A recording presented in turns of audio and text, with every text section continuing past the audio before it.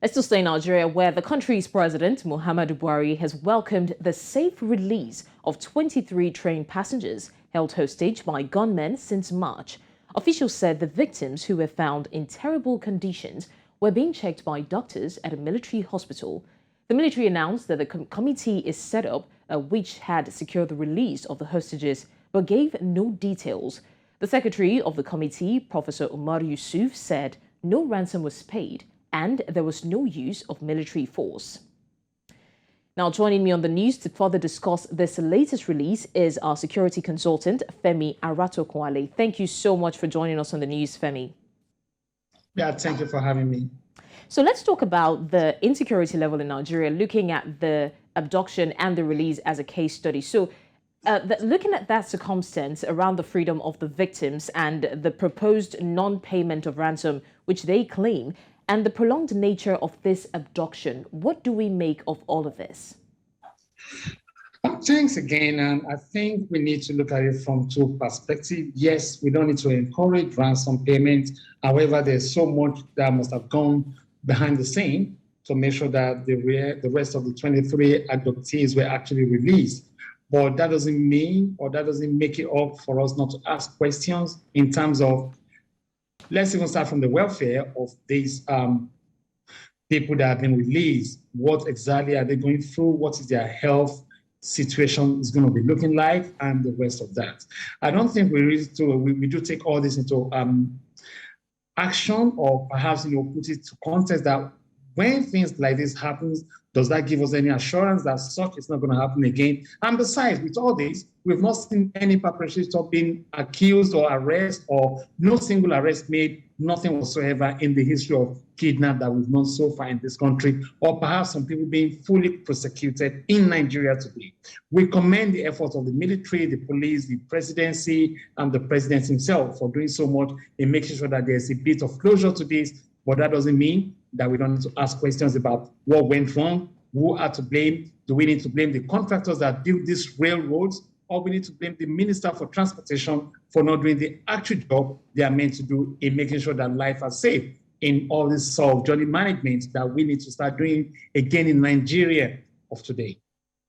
All right, now, Femi, 7 months down the line, and we're now seeing that the 23 remaining captives have been released. And this is following a series of pleas and a series of threats and all of that. Now, do we say that their release can restore the confidence of Nigerians in general concerning rail operations in especially the northern parts of the country? Do you think that they will still want to be a part of that kind of a journey, seeing the hurdle we had to cross to get these people released?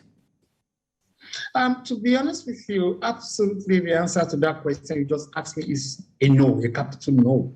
The reason is this: the people that actually are victim of this situation are going to be, carrying this for the rest of their lives. This is one thing I want us to understand, because each time they see train, rails, or anything that has to do with gunshot or torture or whatsoever, it will definitely affect them psychologically. There's no doubt about that. And again, does that simply restore hope for travelers that want to use this rail system? The answer to that is no as well, because they will be thinking, what if something like this should happen? What are the security measures in place right now? What physical measures can we actually see in place at the moment? As I've said, I don't think we still don't have any. And do we even have any of the area surveillance that can actually guide us through that? Yes, a lot has been done. Physical things need to be seen. We need to see proactive action from our security officers, especially from the rail transport security that we have in Nigeria, that yes, a lot of security measures are put in place. But at the moment, it's just whitewash paperwork just to let us know that yes, they're working. However, it's only time that will tell if they're actually working or if they actually put so many security measures in place to tighten the loopholes that we have in the country today. All right, now, Femi, there is this very important question in the minds of a lot of people now, and I'm just going to ask you this. Some very few weeks ago, Northerner Tukur Mahmoud took it upon himself to negotiate the release of some of his train passengers, and a lot of people saw him as a philanthropist. And some weeks down the line, he was recaptured or captured and, taken somewhere, and we're still trying to understand why he was captured. And now we're seeing that the 23 remaining captives have been released. So do we say that there is a nexus between the capture of Tukur Mamu and the release of the 23 victims, or what do we make of that situation? I want us to look at this analysis very carefully. We don't need to start jumping into conclusion. Look, if Nigerian security personnel want to work, they will work.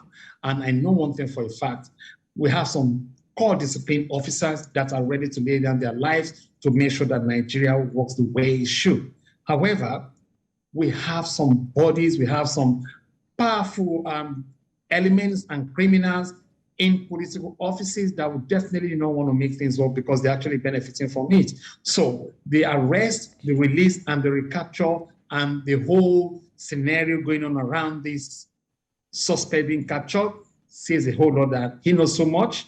And if you see right now, the tone of kidnap or ransom or anything seems to have, is a bit died down. That doesn't mean that it's still not happening. Perhaps maybe it's not being reported fully to the media circle. But the question is this: is the arrest worth it? Yes, the arrest is worth it.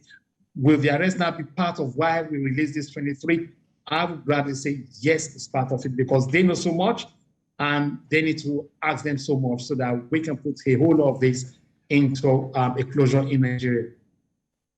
Okay, thank you so much, security consultant Femi Aratokun-Ale, for joining us to discuss the insecurity situation in Nigeria. We really do appreciate your time. Thank you so much for having me. My pleasure.